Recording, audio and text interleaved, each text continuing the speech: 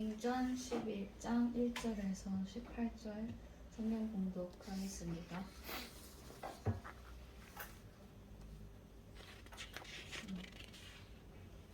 베드로가 예루살렘 교회에 보고하다. 사도들과 유대에 있는 신도들이 이방 사람들도 하나님의 말씀을 받아들였다는 소식을 들었다. 그래서 베드로가 예루살렘에 올라왔을 때에 할례를 받은 사람들이 당신은 할례를 받지 않은 사람들의 집에 들어가서 그들과 함께 음식을 먹은 사람이요 하고 그를 나무랐다. 이에 베드로가 그 사이에 일어난 일을 차례대로 그들에게 설명하였다. 내가 요빠 성에서 기도를 하고 있었습니다. 그때 나는 황홀경 가운데서 환상을 보았는데 큰 보자기와 같은 그릇이 내 기퉁이가 끈에 매달려서 하늘에서 드리워져 내려서 내 앞에까지 왔습니다. 그 안을 자세히 들여다보니 땅 위에 4발 짐승들과 짐승들과 기어다니는 것들과 공중에 새들이 있었습니다. 그리고 베드로야, 일어나서 잡아먹어라 하는 음성이 내게 들려왔습니다. 그래서 나는 주님, 절대로 그럴 수 없습니다. 나는 속된 것이나 정결하지 않는 것을 먹은 일이 없습니다. 하고 말하였습니다. 그랬더니 하나님께서 깨끗하게 하신 것을 속되다고 하지 말아라 하는 음성이 2번째로 하늘에서 들려왔습니다. 이런 일이 3번 일어났습니다. 그리고서 모든 것은 다시 하늘로 들려 올라갔습니다. 바로 그때에 사람들 셋이 우리가 묵고 있는 집에 도착하였는데 그들은 가이사랴에서 내게 보낸 사람들이었습니다. 성령이 내게 의심하지 말고 그들과 함께 가라고 하셨습니다. 그래서 이 6 형제도 나와 함께 가서 우리는 그 사람의 집으로 들어갔습니다. 그 사람은 자기가 천사를 본 이야기를 우리에게 해주었습니다.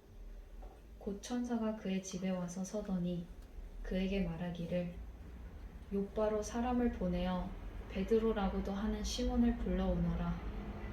그가 내게 너와 네 온 집안이 구원을 받을 말씀을 일러줄 것이다 하더라는 것입니다.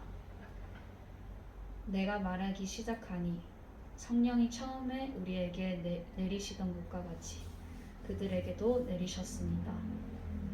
그때에 나는 요한은 물로 침례를 주었지만 너희는 성령으로 침례를 받을 것이다 하신 주님의 말씀이 생각났습니다. 그러므로 하나님께서는 우리가 주 예수 그리스도를 믿을 때에 우리에게 주신 것과 같은 선물을 그들에게 주셨는데 내가 누구이기에 감히 하나님을 거역할 수 있겠습니까? 이 말을 듣고 그들은 잠잠하였다. 그들은 하나님께 영광을 돌리고 이제 하나님께서는 이방 사람들에게도 회개하여 생명에 이르는 길을 열어주셨다 하고 말하였다. 아멘.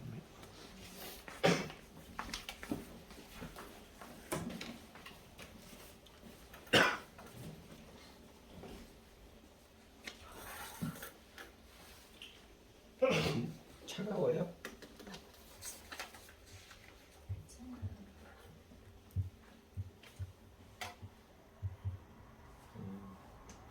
우리 저기 하영이가 보일러 좀 잠깐 올려주세요. 좀 차갑게 느껴지는 것 같아서.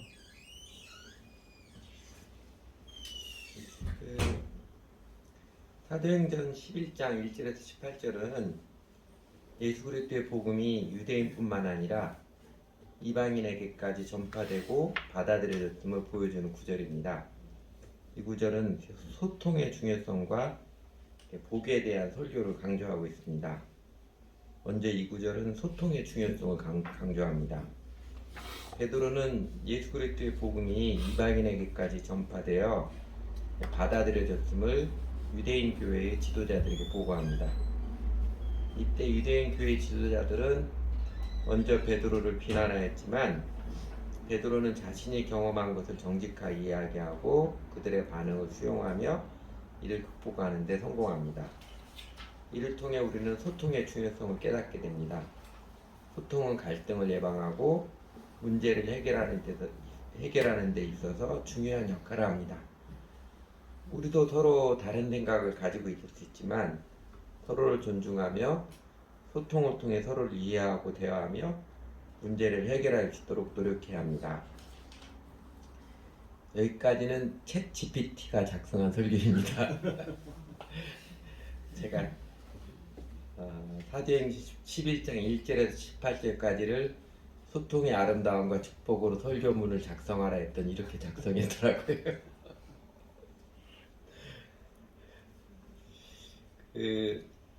세상에서뿐만 아니라 교회에서도 챗 GPT 활용에 대한 의견은 다양합니다.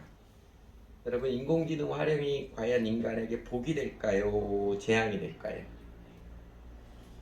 인공지능 활용이 우리 산업과 일상에 굉장히 많은 변화를 가져올 것 같지만 다행히 챗 GPT는요 세상의 모든 사람들에게 다 공개되어 가는 사안이라 또 온라인을 통해서 굉장히 많은 소통들이 이루어질 것이기 때문에 이것 때문에 심각한 분열이 된다거나 그러지는 않을 것 같습니다.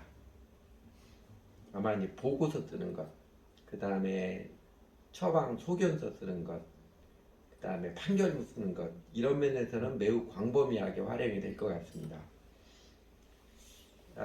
아직은 보니까 챗 GPT의 설교는 감흥이 떨어지는, 청중을 공감케 하는 내용으로 작성하기는 미흡하지만 그래도 챗 GPT 설교는 본문과 동떨어진 이상한 설교나 알레고리카라는 해석은 안 할 것 같습니다. 그래서 여러분, 목사들이 혹시 설교 챗 GPT에서 표절하지 않았는지 이제 교인들이 감시해야 되는 과제가 생기기도 했습니다.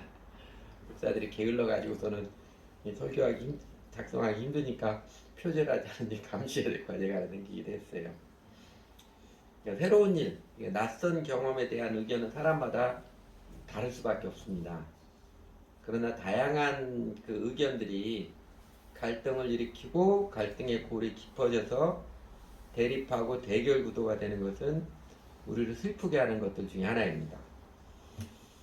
다양한 의견, 서로 다른 견해들을 적절한 소통을 통해서 균형과 조화를 이루어가는 게 공동체에는 언제나 과제입니다. 이방인들에게 성령이 임했다는 소식은요, 하나님의 말씀이 받아들였다는 소식은 유대인 그리스도인들에게는 하나님의 선민 사상에 찌들어 있는 유대인 그리스도인들에게는 새롭고 낯설고 그리고 달갑게 느껴지는 일이 아니었습니다. 아마 대번에 거부감부터 확 드는 사안이었을 텐데 이를 어떻게 극복을 하고 수용을 했는지 그 사랑의 마음, 지혜의 마음을 보여주는 게 오늘 본문입니다. 우리 사회의 그 보수와 진보의 골이 점점 더 깊어지고 그래서 사사건건 정반대 의견이 나오는 모습들, 어떤 경우는 일부러 상대편 진영과는 반대 논리를 펼치고 반대 정책을 펼치는 것 같은 매우 우려스러운 모습도 보여지곤 합니다.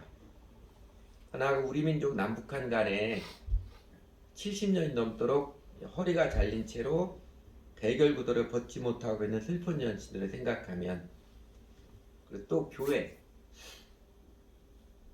그 전에 박정희 대통령에게 전도하려고 했던 목사님들이 몇 사람 있었습니다. 그분들이 각하 예수님 믿으셔야지요 그러면은요, 그 목사님들 싸우지나 말라고 하십시오, 이 말로 딱 잘라버렸다고 그러지요. 교회 안에 다툼이 쉽게 일어나는 모습들을 보면 소통이 중요함은 우리 현실에서도 자주 그리고 크게 느낍니다. 물론 부부관계에서도, 부모와 자녀 관계에서도, 회사나 학교에서, 친구 관계에서도 아름다움의 소통의 필요성은 두말할 필요도 없고요. 이렇게 이제 아름다운 소통의 필요성이 크든 작든 아주 광범위하게 있기 때문에 오늘 예루살렘 교회가 보여주는 소통의 아름다움과 축복의 모습 통해서 저희가 소통의 지혜, 소통하는 사랑의 마음을 얻고자 합니다. 사도행전 11장 보면 전반부인데 이제 고넬료에게 침례를 준 베드로가 예루살렘에 돌아와서 사역 보고를 하며 교제를 하는, 회의라기까지는 좀 그렇고 보고를 하고 교제를 나누는 장면입니다. 아주 간단하죠. 1절에서 4절까지는 그 배경에 대한 설명이고, 대부분을 차지하는 5절에서부터 17절까지는 베드로가 쭉 자기 경험 이제 보고하는 내용이고, 18절 딱 한 구절은 결론입니다. 아주 간단합니다. 그러니까 베드로가 간증 겸 보고 쭉 한번 하니까 다른 생각을 가졌던 사람들이 다 수긍을 하고 베드로를 이해했습니다. 다른 의견들이 다 평정이 되었습니다. 얼핏 보면 화기애애하게 교제하고 참 쉽게 마음이 모아진 것처럼 읽혀지지만, 그러나 자세히 보면 긴장되는 순간들도 있었음을 느낄 수 있습니다. 그 굵은 글 썼던 거 1절에서 사도들과 유대에 있는 신도들이 이방 사람들도 하나님의 말씀을 받아들였다는 소식을 들었다. 소식이 소문이 들었지요. 1절하고 그 다음에 2절하고 3절. 할례를 받은 사람들이 당신은 할례를 받지 않은 사람들의 집에 들어가서 그들과 함께 음식을 먹은 사람이요 하고 그를 나무랐다. 이 사이에 무슨 일이 있었을 것 같습니까? 소식인지 소문인지 딱 소식을 듣고 진짜? 이거 뭐야? 느낌이 이상하고, 이상한 느낌의 사람들이 도대체 베드로 왜 그런 거야? 수근수근 뒷담화 앞담화 이야기가 많이 있었지 않았을까요? 그래서 마침내 베드로가 예루살렘 올라왔을 때 할례를 받은 사람들, 유대인 그리스도인들이죠. 3절에서 당신이 정말로 할례를 받지 않은 사람들의 집에 들어가서 그들과 함께 음식을 먹은 사람이요? 이렇게 물어본 게 아니지요. 물은 게 아닙니다. 당신은 왜 할례 받지 않은 사람이 집 들어가서 음식을 먹었단 말이요? 이렇게 물어보지도 않았어요. 나무랐다는 거, 책망했다는 것이요. 당신은 왜 할례 받지 않은 사람이 들어갔단 말이요? 책망을 했어요. 혹시 손가락질은 안 했는지 모르겠습니다. 아마 손가락질까지는 안 했어도 몇몇 사람들은 약간 그 뱁새 눈이라고 그러죠. 예, 꼬아보기도 하고 아니면 눈을 부릅뜨면서 얼굴을 붉히면서 말했을지도 모릅니다. 그러니까 소문과 책망 그 사이에 수근수근하다가 아니 이럴 수가, 별걸 다 보겠네, 나쁜 놈, 이야기가 발전되고 생각음하고 확산되고 나쁜 생각 나쁜 감정들이 누룩처럼 퍼져갔을 것 같습니다.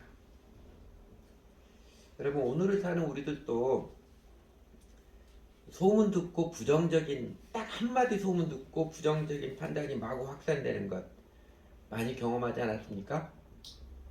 특히 교회에서 말입니다. 개신교든 카톨릭이든 우리나라든 외국이든 교회 안에 소문에 따른 섣부른 판단, 꼬리에 꼬리를 물고 확산되는 수다와 이어지는 비아냥, 다툼과 분열, 이런 파괴적인 모습이 얼마나 많이 퍼지고 했으면 카톨릭교 현재 교황이죠. 프란체스코가 오죽하면 뒷담화만 하지 않아도 성인이 됩니다, 이런 책 냈을까요? 그리고 더 나아가서 이런 인간의 풍습이 뒷담화를 즐기고 그것에 따라서 부정적인 판단을 쉽게 내리고 마구 번져가는, 얼마나 오랜 역사와 전통이 깊은지 성경에도 이제 수근수근 수다의 그 매력적인 땡김과 무서운 전파력 그리고 파괴력을 경계해주는 말씀들이 많이 있습니다. 이런 말씀 기억하시죠? 성경 읽기 꾸준히 한 사람은 어저께가 18일이니까 잠언 18장 읽으면서 보셨을 거예요. 남의 말하기를 좋아하는 자의 말은 별식과 같아서 뱃속 깊은 데로 내려가느니라. 그런데 이 말씀이요, 잠언에 똑같은 말씀이 또 한 번 나타납니다. 이 두루 다니며 수다 떠는 자, 잠언 26장 22절에도 글자 하나 틀리지 않고 똑같이 나타나요. 남의 말하기를 좋아하는 자의 말은 별식과 같아서 뱃속 깊은 데로 내려갑니다.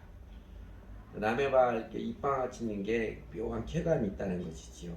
그러나 이렇게 가르치는 그게 좋은 건 아니다라는 뉘앙스는 다들 느낄 것입니다.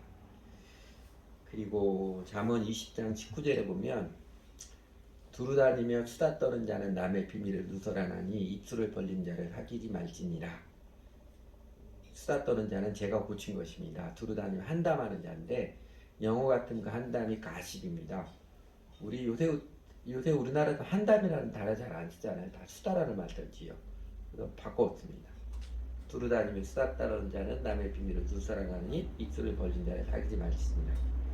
이 말씀도 비슷한 가르침, 이 두루다니며 수다 떠는 자의 폐의 가르침도 잠언에서 2번 반복합니다.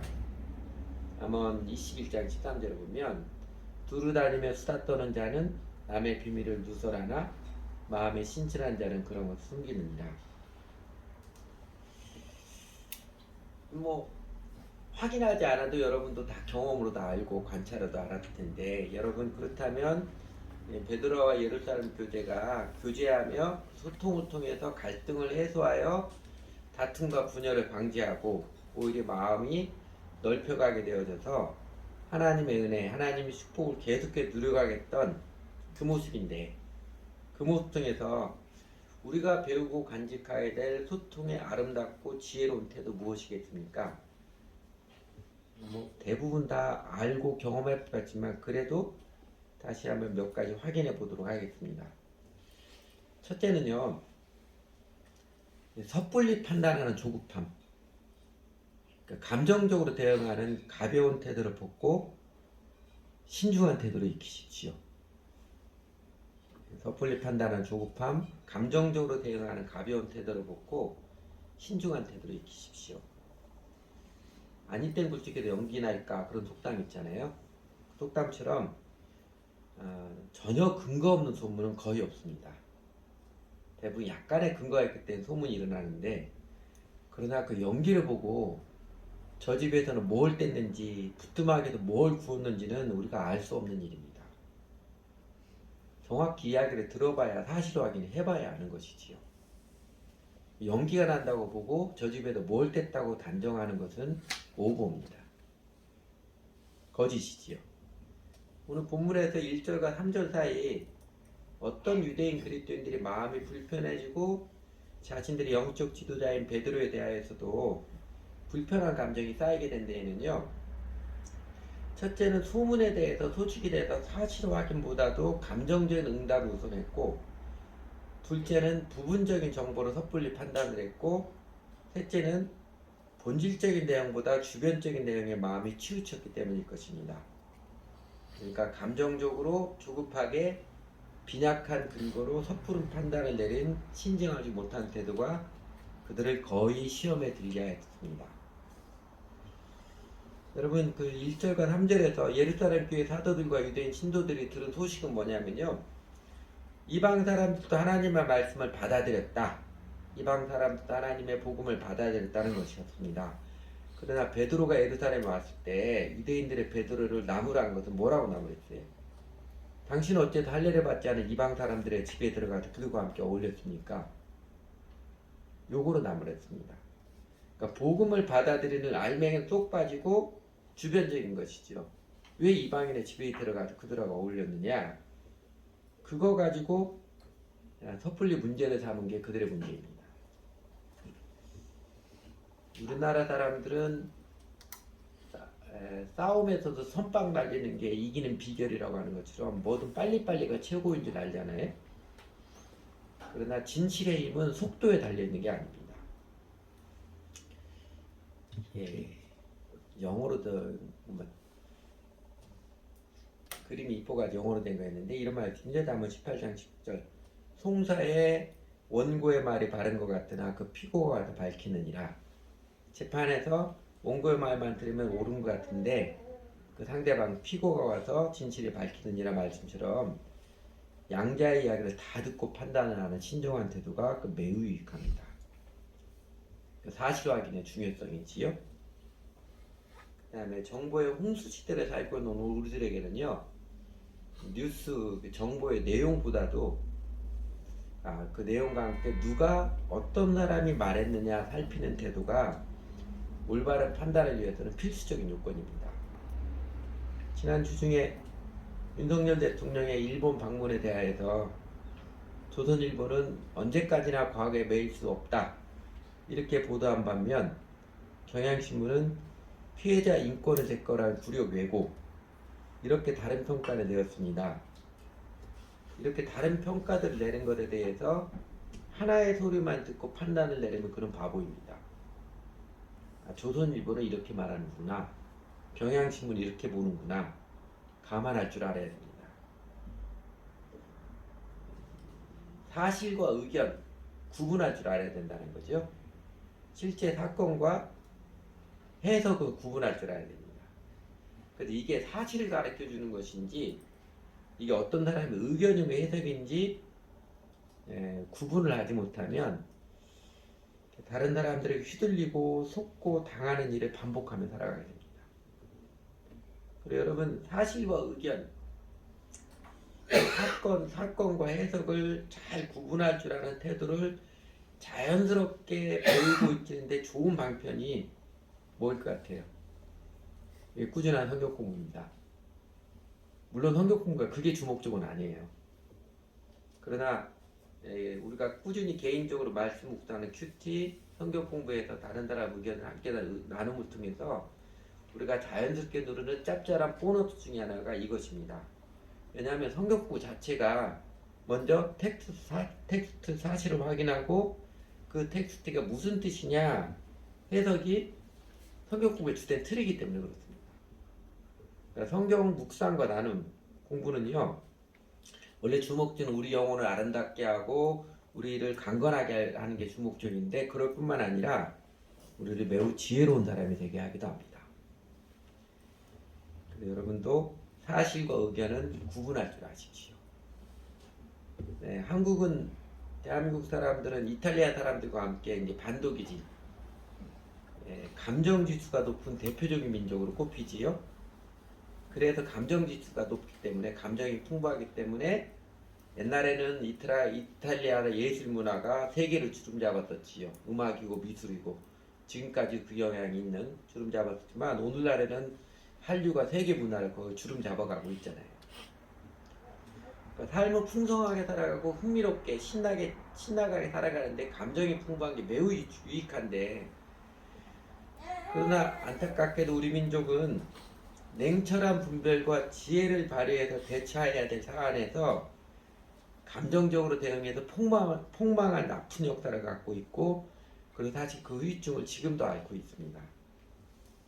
해방 이전 온 세상의 흐름이 이 좌익과 우익으로 나뉘었을 때, 얼마 전에 글에도 이야기했던 것처럼 오스트리아처럼 냉철히 분별하여서 서로 마음에 안 드는 영역이 있어도 틀을 깨지 않고 화합을 이루었던 그 모습을 이루지 못하고, 우리 민족은 감정적으로 대응하여서 극단적인 분열, 나하고 생각이 다른 사람을 적으로 몰아붙여서 그 적대구도를 만들어서 결국은 동족상잔의 비극의 심판을 받았습니다.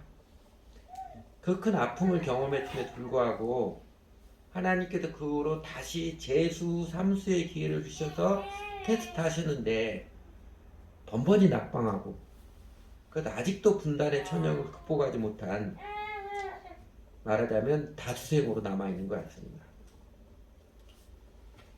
참 매우 똑똑하기도 하는 우리 민족인데, 우리 민족 사실 굉장히 똑똑하잖아요. 똑똑한데 여전히 감정이 앞서고 감정적으로 대응하는 게 우선인 이 약점을 뛰어넘지 못하고 있어서 우리는 아직도 민족 분단의 비극을 진행 중인 거예요. 하나님의 많은 은혜를 입어서 꽤 부강한 나라가 되었음에도 불구하고 주변 나라들에게 휘둘리고 이용당하고 있는 안타까운 현실이고, 그리고 우리 안에서도 사회의 분열의 골도 더 깊어지지 않는 게 더 깊어지고 있는 현상을 보입니다. 이것을 극복하는 게 대한민국의 우리 지대의 과제인 것 같습니다. 소통을 통해서 하나님의 축복을 누리기 위해서는요, 섣불리 판단하는 조급함, 감정적으로 대응하는 가벼움을 벗고 사실을 확인할 줄 알고 사실과 의견을 구분할 줄 알고 합리적으로 받아들이고 대응하는 면에서 성숙해야 합니다. 두 번째로 수통의 아름다움과 그 축복을 누리게 둘째는요, 듣는 귀, 듣는 마음을 넓히십시오. 다행히 예루살렘 교회 그리스도인들은 이 섣불리 판단하는 조급함, 감정적으로 대응하는 가벼운 태도가 그렇게 심각하지 않았던 것 같습니다.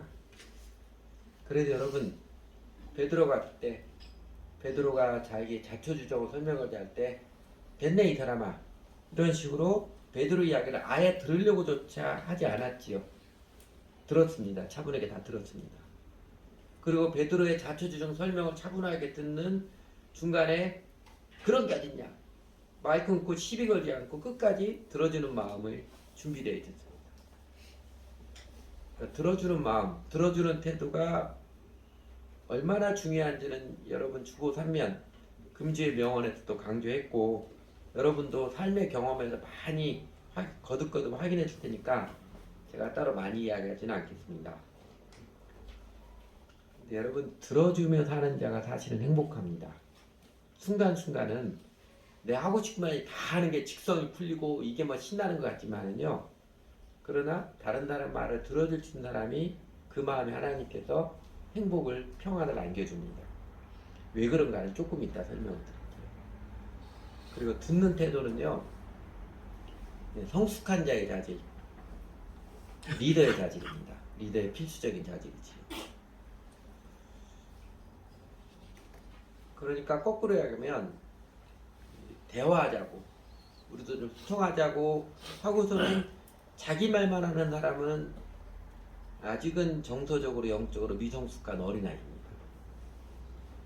여러분, 교회에서 전도를 잘하는 사람도요, 사실은 말을 잘하는 사람이 아니라 잘 들어주는 사람이 전도를 잘합니다.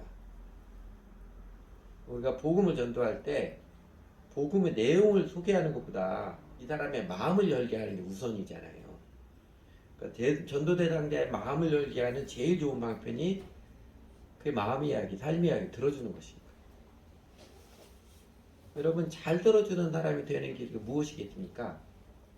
이거 다 아는데도 잘 안 되는, 잘 들어주는 사람이 되는 게 무엇이겠습니까? 그래서 내 마음이 하나님의 은혜 안에서 만족하고 평온해야 다른 사람의 이야기를 들어주는 여유를 지닌 넓은 마음의 사람이 됩니다. 그러니까 내 마음이 하나님의 은혜 안에 거하지 못해서 온통 쪼들리고 있으면요, 쫓기고 있으면요, 내 안에 내가 너무 많은 가시나무처럼 온통 자아에만 몰두해 있으면 다른 사람 이야기를 들어주고 다른 사람을 살아있는 마음에 여유가 없어요. 여백이 없습니다. 그러면 계속 미성숙한 상태로 남아있고 정작 자신의 삶이 매우 힘듭니다. 왜냐하면 동서고금 어느 종교 가르침이나 현인들의 가르치는 행복은 이웃을 사랑하며 사는 길에 놓여있기 때문에 그렇습니다. 행복은 이웃을 사랑하며 사는 사람이 놓여있는데 온통 내 마음이 쪼들려가지고 그냥 이 자아에만 몰두해 있으면, 그러면 다른 사람에 대해 사랑하고 그런 여유가 없으니까 항상 마음이 쫓깁니다. 그 마음에 행복의 은혜가 들어갈 수 있는 여유가 없어요. 여러분, 다른 사람들 의존하는 성향을 벗고 하나님 한 분 의지함으로 만족함을 배우고 누려갈수록 비로소 마음이 평온해지고 여유가 있어지고, 그래서 다른 사람의 이야기도 들어주는 영적으로 성숙한 사람이 되어갑니다. 그러면서 하나님께서 함께 해주시는 내 마음을 평온하고 간곡해지는 행복을 내가 만들어낸 것이 아니라 하나님의 베풀어주는 행복을 경험하며 살아갑니다. 세 번째로는요, 베드로가 그랬던 것처럼 혹시 이상한 반응, 기가 막힌 반응을 보이는 사람들에 대해서도 감정적으로 대응하지 말고 사실을 진실되게 이야기할 줄 아십시오. 정말 내 속 뒤집어는 진당 같은 사람만 만났을 때에도 그 사람의 감정적으로 대응하지 말고 사실을 진실되게 이야기하기를 아십시오. 그럼 베드로가 누구예요? 예수님의 첫 번째 제자잖아요. 예루살렘 교회 12사도 중에도 수장이잖아요. 그런데 그 베드로에게 예루살렘 교회 유대인 그리스도인들이 물어본 것도 아니고 나무랬을 때, 책망을 했을 때 베드로가 속으로 얼마나 기가 막혔을까요? 아니 내가 자리 좀 비웠다고 이것들이 나에게 내게 마구 대들어? 이런 유혹 베드로는 안 느꼈을까요? 느꼈을 것 같아요. 사람이니까요. 그런 느낌에 따라서 그 감정으로 대했다면 어떻게 됐을까요? 예루살렘 교회가 박살이 났겠지요. 그런데 베드로는 그 4절에서 보는 것처럼 이에 베드로가 그 사이에 일어난 일을 차례대로 그들에게 설명하였다. 마치 자기가 약자인 것처럼 직장 상사에게 자기가 보고하는 것처럼 해명하듯이 자신의 얘기를 차분히 설명하면서 이야기 주었습니다. 그래도 오늘 본문의 대부분 5절에서 17절까지가 그 베드로의 간증이잖아요. 보고인데 여러분 그 중에 베드로가 없는 사실을 꾸며낸 게 이야기가 있었나요? 감정적으로 윽박지른 모습이나 우게되는 모습이 있었나요? 베드로가 오버해서 과장해서 말한 게 있었나요? 아니면 베드로가 흥분해가지고 호들갑을 떤 흔적이 있나요? 아니면 베드로가 어떻게든 멋지게 꾸며서 멋진 표현을 동원해서 말한 게 있었나요? 그냥 담백하게 자신의 경험, 자신의 간증을 이야기했습니다. 그리고 자세히 보면 5절에서 15절까지는 자신의 그 경험이죠. 사실을 그냥 담백하게 이야기했고, 그리고 마지막 16절, 17절. 이게 나와 있구나. 16절, 17절. 이때야 비로소 자신의 생각과 자신의 경험을 받아들이는 해석, 그 의견을 짧게 표현을 하지요. 이야기하지요. 우리 성경을 보면 5, 6, 7, 8, 9, 10, 11, 12, 13, 15, 11구절은 그냥 자신 삶의 사실대로 담백하게 이야기하고 딱 두 구절만, 딱 두 마디만 자신의 견해를 필요로 합니다. 사실은 진실되게 담백하게, 자기 의견은 구분해서 짧게 말하는 게 사실은 설득력, 감동이 있습니다. 요새 세상의 그 피상적인 풍조 때문에 미사여구가 철학을 죽인다고 그러죠. 레토릭 킬스 필라소피 그러는데 말 잘하는 게 본질을 죽이는, 안타깝게 표현하는데, 물론 가벼운 사람들은 그 멋들어진 표현에 많이 혹하기도 하지만 그러나 사실을 진실되게 말하는 게 힘이 있습니다. 예수님께서 산상수훈에서 맹세하지 말라는 가르침을 주시면서 이런 말씀하시지요. 마태복음 5장 37절에서 오직 너희 말은 옳다 아니라라. 이에서 지나는 것은 악으로부터 나느니라. 말씀하심이 그 뜻입니다. 사실대로 이야기하라. 자꾸 네 의견 해석을 덧붙이려고 하지 말고 우선 사실대로 이야기해라. 맹세하려는 사람의 마음 어떤 마음이에요? 나 그런 사람 아니다.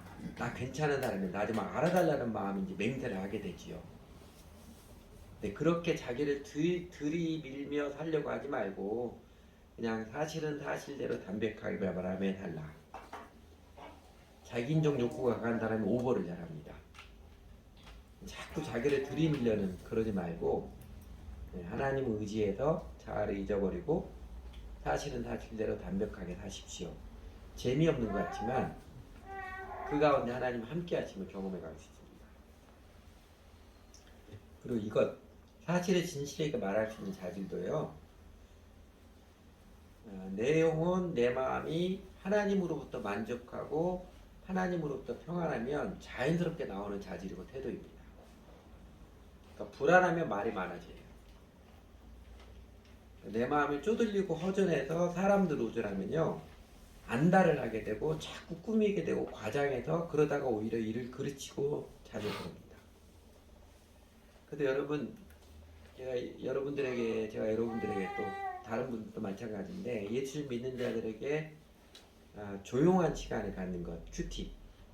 개인적으로 말씀을 묵상하고 개인적으로 기도하는 거룩한 습관을 세우도록 누누이 강조하는 이유가 이것 때문입니다. 내가 직접 하나님과 관계에서 내 영혼이 기쁨을 얻고 만족감을 얻고 평안함을 누릴수록 그렇게 하나님 은혜가 강건해질수록 마음이 평정이 되어져서 다른 사람에 대해서 열린 마음, 넓은 마음을 지니게 되고 그래서 조급함에 쫓기지 않고 들어줄 수 있는 마음의 여백이 있고 내 감정에 시달리지 않고 다른 사람들에게 그래서 감정적으로 반응하지 않고 사실을 담백하게 진실되게 이야기하는 성숙한 믿음의 사람이 되어갑니다. 비로소 소통의 아름다움과 축복을 누리며 살아가는 것이고요. 마지막으로 여러분 베드로도 예루살렘 교회도 자칫 이렇게 골이 깊어져서 파괴적 결과로 나올 수도 있는 갈등을요 적절하게 대처했잖아요. 이 갈등을 적절하게 대처해서 소통하며 함께 사는 아름다운 은혜를 누리고 그 축복을 누리며 바탕에는요 이들은 모두 회심이 분명한 사람들이었기 때문에 그렇습니다. 사실을 진실되게 말할 수 있고 그 다음에 잘 들을 수 있고 차분하게 들어줄 수 있고 섣불리 판단하거나 감정적으로 조급하게 대응하지 않을 수 있었던 것은요 이들이 모두 회심이 분명한 사람들이었기 때문에 그렇습니다. 유대인들의 그 선민사당 매우 골이 깊었지만 그래도 회심한 사람이 뭐예요? 아 내가 죄인이구나 이거 깨닫고 인정한 사람들이잖아요. 자신의 죄인됨 내 생각의 판단과 오만에는 부족함을 깨닫고 인정하고 내려놓은 사람들이니라 회심이 분명하여서 부드러운 마음을 지닌 사람들이었기에 아주 날카롭게 파고드는 갈등의 테스트를 쉽게 해결해 간 것입니다. 그러니까 자아를 내려놓은 자기를 어떻게든지 자기 생각 자기를 들이밀려는 그게 죄인 걸 깨닫고 자기를 부인하는 마음이 바탕이 된 정직한 신자들에게 하나님께서 유대인의 고정관념의 벽을 넘게 하시는 은혜를 베풀어 주신 것도 누린 것입니다. 우리도 우리 영혼을 온유케 하는 정직한 믿음이 사실 인생의 열쇠입니다. 그래서 예수를 믿어야 되는 거예요. 여러분 무엇보다도 사도행전 10장 11장 베드로도 예루살렘 교회도 그들이 예수님 믿었어도 오랜 세월 동안 그들의 전통으로 그들의 마음에 남아있던 고정관념이죠. 편견의 벽을 뛰어넘게 하시는 하나님의 섬세한 은총이 얼마나 아름답고 감동적이었어요. 하나님께서 사실 오늘 우리들에게도 그 은총의 손길을 베풀어 주고 계시지 않나요? 우리도 살아가면서 내 스스로든 우리 시대의 영향, 우리가 사람 민족 또 교회의 영향을 받아서 잘못 갖고 있는 고정관념, 편견들을 뛰어넘도록 하나님께서 우리들에게도 그 은총의 손길을 정말 아름답게 섬세하게 베풀어 주시고 계시지 않나요? 우리 교회에서도 대한민국 기독교에서도 대한민국 나라 민족의 역사에서도 우리 주 하나님께서는 우리가 주님의 은혜 안에서 마음이 넓어져서 기뻐하며 감격하며 부흥케 되는 은혜를 누리도록 저에게도 아름다운 손길을 신실하게 베풀어 주십니다.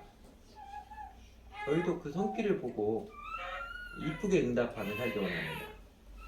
조급하거나 섣불리 판단하지 않고 신중할 줄 알며 감정적으로 반응하지 않고 다른 사람에 대해서 열린 마음을 품으며 사실을 진실되게 이야기하는 겸손한 소통을 배우며 익히며 살아가고 싶습니다.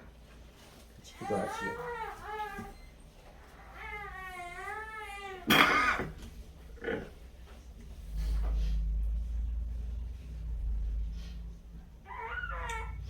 하나님, 베드로와 예루살렘 교회 모습을 통해서 겸손하게 소통하며 아름답게 하나됨을 지켜가는 복을 누리는 모습을 보여주셔서 감사합니다.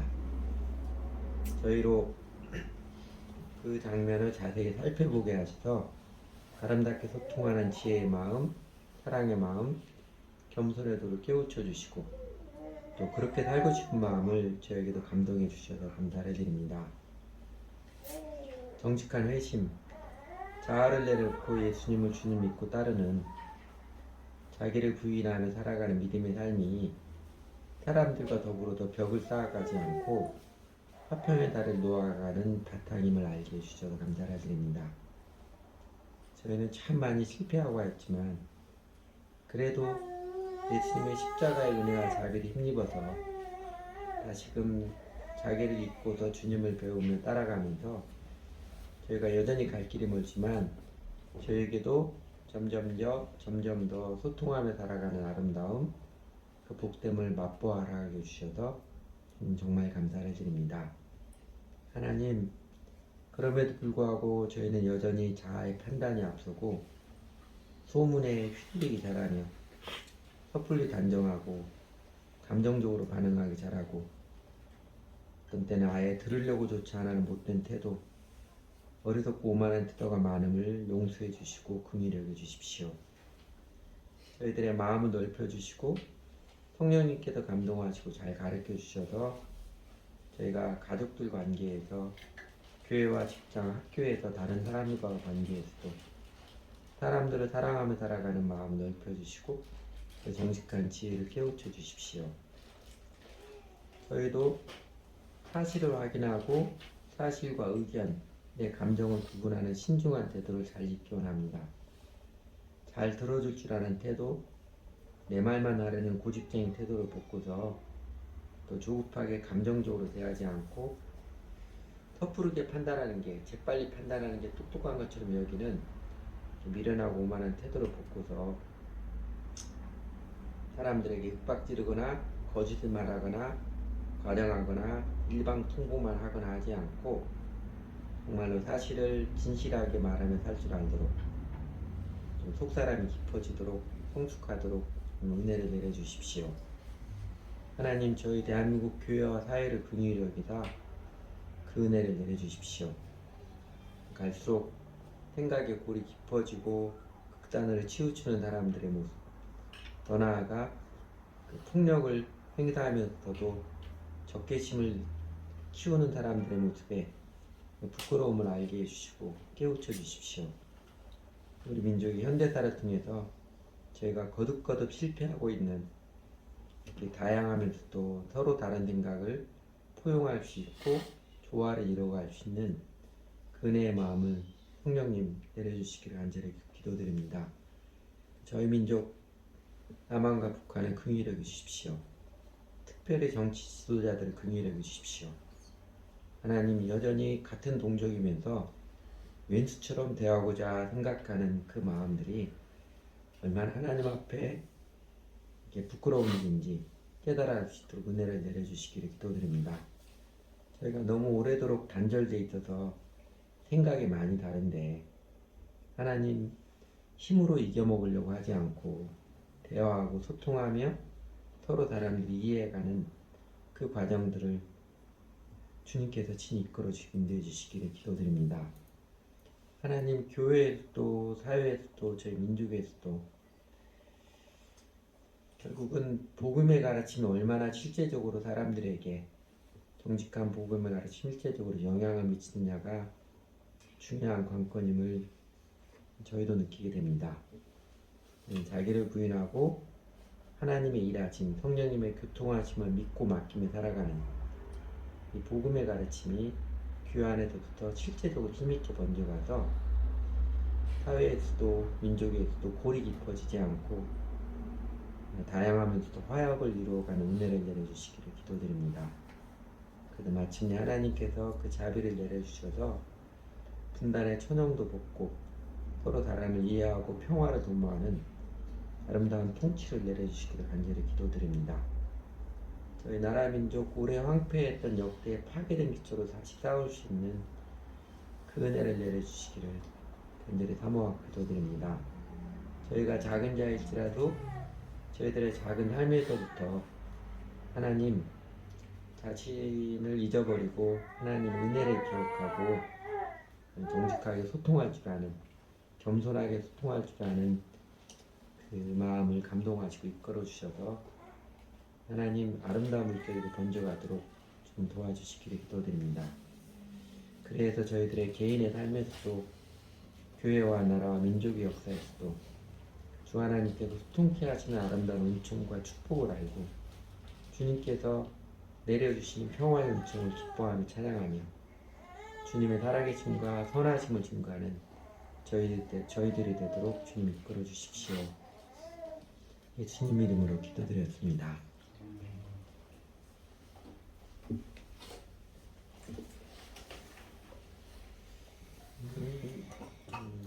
찬송.